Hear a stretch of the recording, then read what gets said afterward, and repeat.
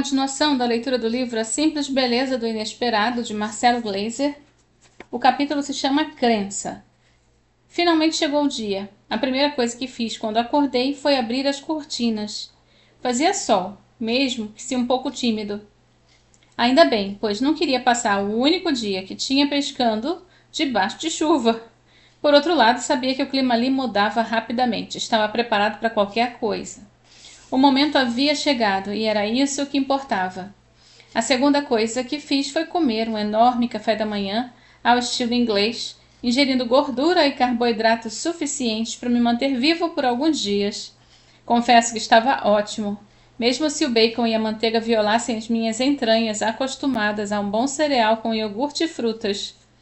Jeremy chegou pontualmente às 9h30, seus olhos azuis e pálidos emanavam uma tranquilidade extrema, de alguém que conheceu a dor e encontrou a paz. Isso era bem promissor. Das tantas pessoas que conhecem a dor, poucas encontram a paz. Temos em torno de 1 hora de viagem até chegarmos ao nosso destino, disse.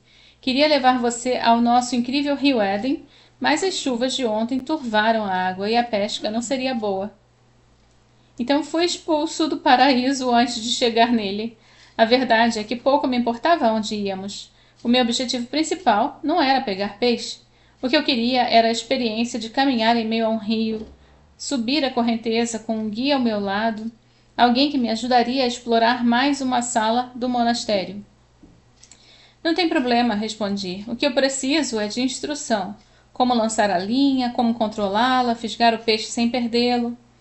Ah, não se preocupe com isso, Marcelo. Instrução você vai ter de sobra. Aonde estamos indo, afinal? Eu quero levar você a um dos locais mais remotos da Inglaterra, um lago no topo das Montanhas Peninas, em inglês, North Pennines. Com elevação de 700 metros, é um lugar belíssimo e cheio de trutas. Montanhas? Lago remoto? Cheio de trutas?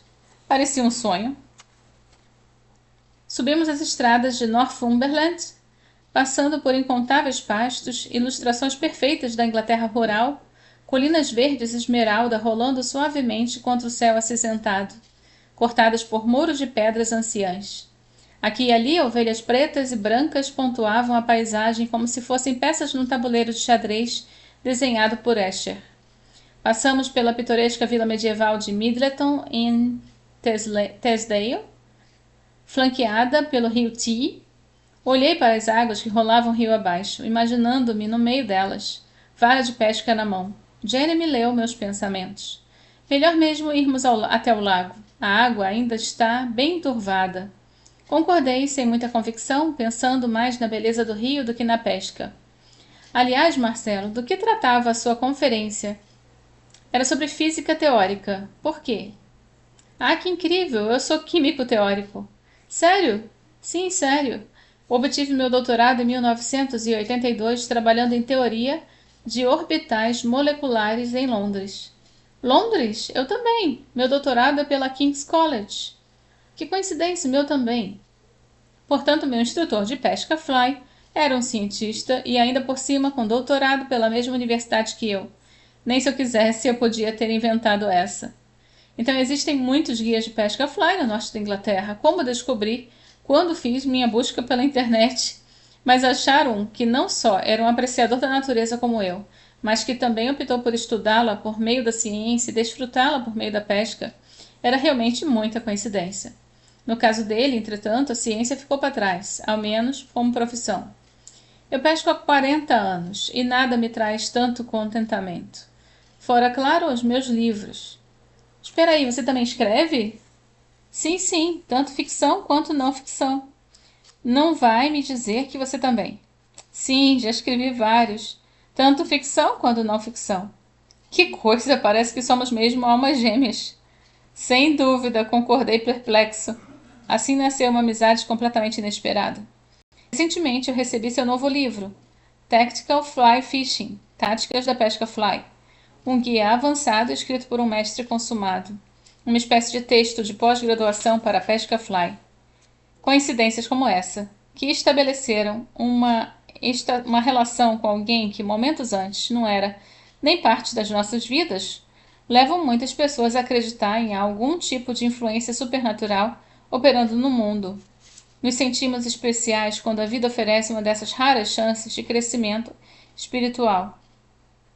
Muitas vezes, a gratidão por esses momentos vem misturada com uma ponta de medo ao constatarmos que tanto do que acontece em nossas vidas, seja para o bem ou para o mal, escapa ao nosso controle. Conhecer uma pessoa especial, a doença que chega sem avisar, o amigo de infância que reaparece. Então, para estabelecer alguma espécie de ordem, precisamos de algo que nos contrabalance e a sucessão de eventos que ocorrem ao acaso e que determinam tanto a nossa existência. De que outra forma podemos manter nossa sanidade?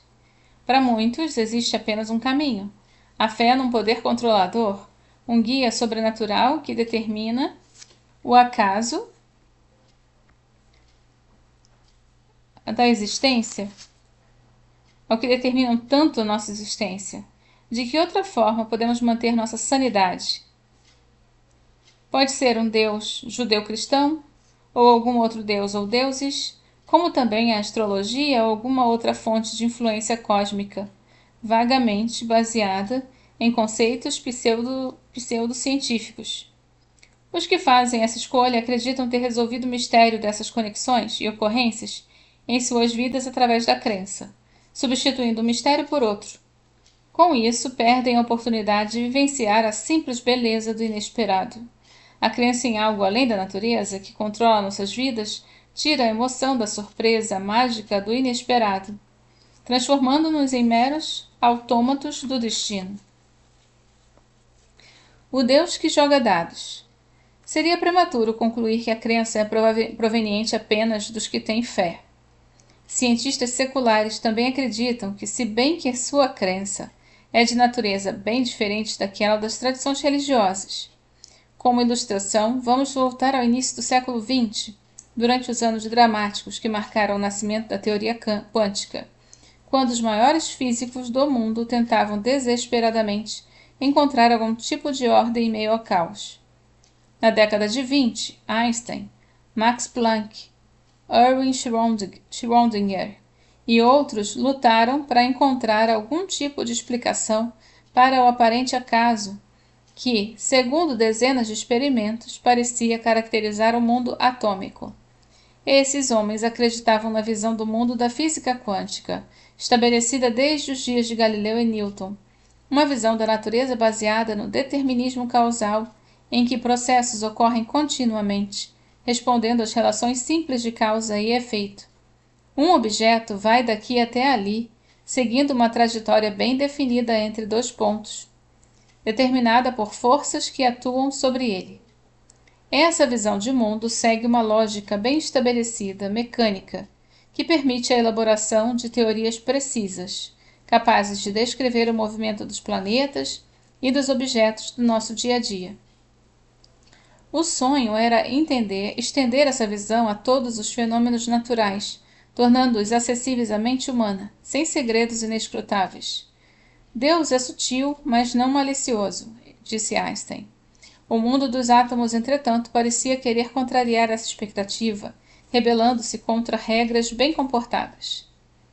Ironicamente, ao tentarem entender os estranhos resultados dos experimentos sobre os átomos, esses cientistas, junto a outros como Niels Bohr e Werner Heisenberg, acabaram revolucionando nossa visão de mundo, propondo ideias que determinam como vemos a realidade física hoje. Apesar da angústia que sentiram ao serem forçados a confrontar a visão do mundo em que acreditavam, tiveram que aceitar o que a realidade e os experimentos diziam. Schrödinger chegou a ter uma crise nervosa durante uma visita a Bohr, e Einstein aceitou, mas nunca se convenceu. Na verdade, uma nova visão quântica, e morreu sem resolver a tensão entre a sua crença de como deveria ser o mundo e a realidade revelada pela teoria quântica. A realidade quântica que ajudaram a revelar é profundamente alheia à nossa. Elétrons podem pular descontinuamente de uma órbita atômica para outra, comportando-se mais como crianças subindo e descendo escadas do que uma escorrega.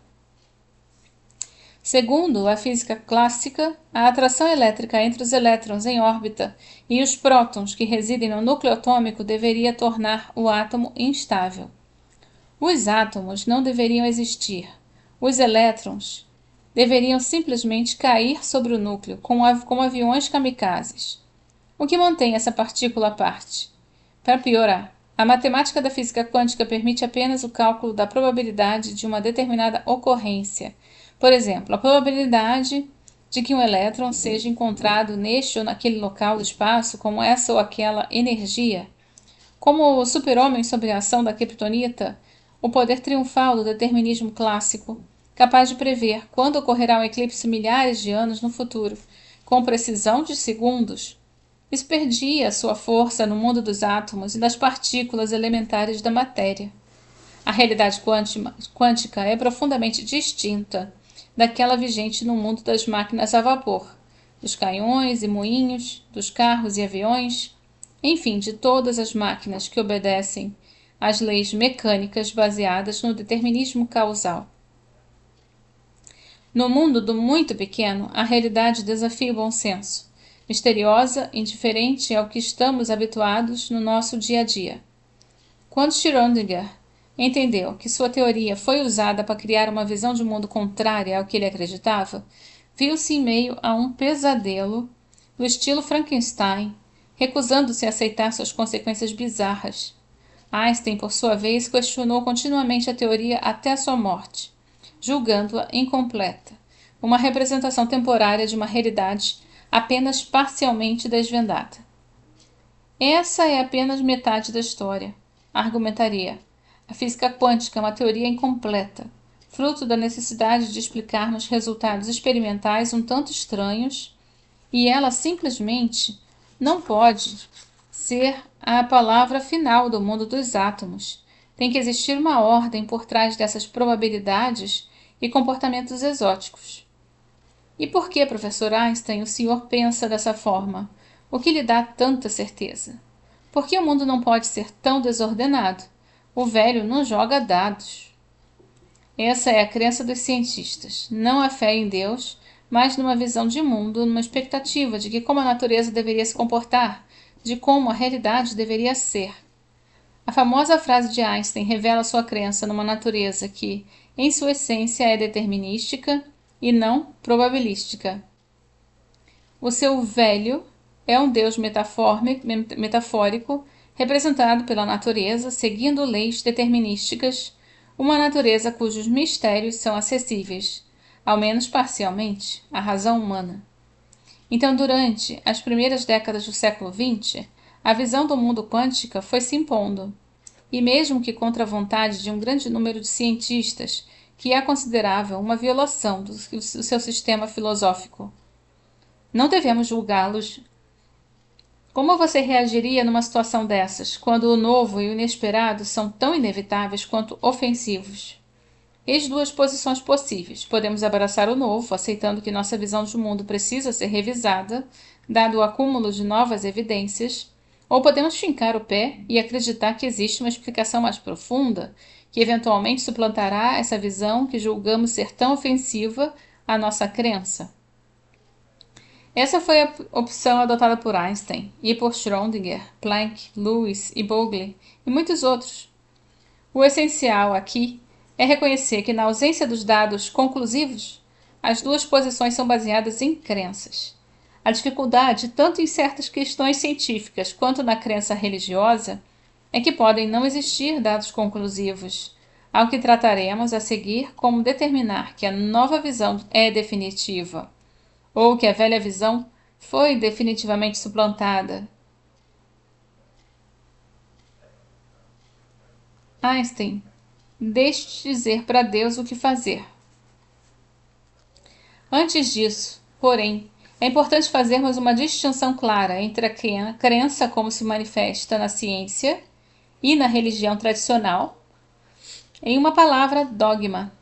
Então, na ciência, nenhuma crença pode ser sustentada de forma indefinida perante a força da evidência factual.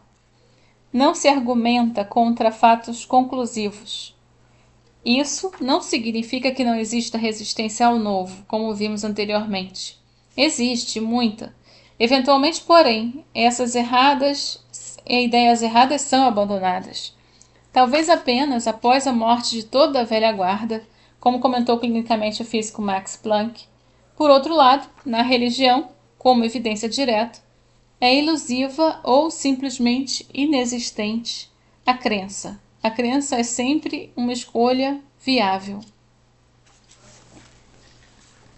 Multiverso: ciência ou fé?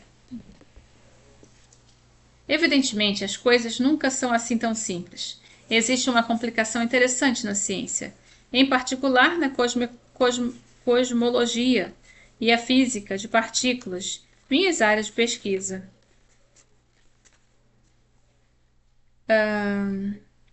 Algumas teorias extremamente populares não são diretamente testáveis. Isso significa que não podem ser provadas erradas. O traço essencial de uma hipótese científica, o essencial numa hipótese científica não é estar certa, mas ser demonstravelmente errada. Como um zumbi que nunca morre. É possível conceber teorias que podem ser redesenhadas para escapar do teste de laboratório ou das observações astronômicas. Sempre que a evidência acumulada em experimentos vai contra a teoria, seus parâmetros são reajustados de forma que seus testes estejam além do alcance da tecnologia vigente da época. É como tentar pegar um sabão molhado. Essas teorias são como uma escada para o céu, com degraus que vão sendo adicionados durante a subida. Existem duas ideias nas fronteiras da física teórica que ilustram bem a situação: a supersimetria e o multiverso. Começando com o menos bizarra das duas, a supersimetria é uma simetria hipotética da natureza, onde cada partícula ordinária de matéria, elétrons, quarks, tem uma companheira supersimétrica, como se o mundo coexistisse com a sua imagem no espelho. Embora o seu espelho seja um pouco peculiar, que muda algumas coisas, a teoria foi proposta durante a década de 70 para lidar com uma série de limitações do modelo vigente no momento, conhecido como modelo padrão de partículas, que resume tudo o que sabemos hoje sobre os componentes fundamentais da matéria e as forças que agem sobre eles. O custo da supersimetria, porém, é alto. Teorias supersimétricas dobram o número de partículas elementares que existem, as imagens do espelho imperfeito. Sua previsão mais importante é que, ao menos, uma das novas partículas, a mais leve delas, deve ser estável. Isso é, não deve desintegrar-se em outras partículas. Sendo assim, de acordo com a supersimetria, deve existir uma nova partícula tão estável quanto um elétron. E se esta partícula existe, deveríamos ser capazes de detectá-la em aceleradores de partículas como o Grande Colisor de Hadrons, no Centro Europeu de Pesquisa Nuclear da Suíça, o CERN, ou em detectores espalhados pelo planeta, que estudam partículas que chovem dos céus, conhecidas como raios cósmicos.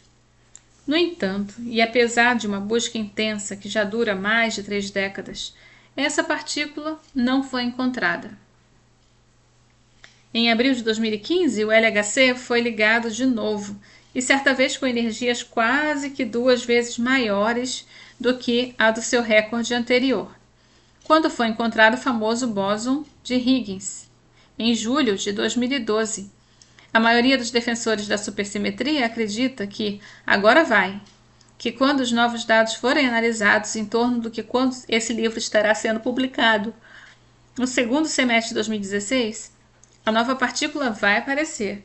E se for esse o caso, excelente, entraremos numa nova era de muita atividade da física das altas energias.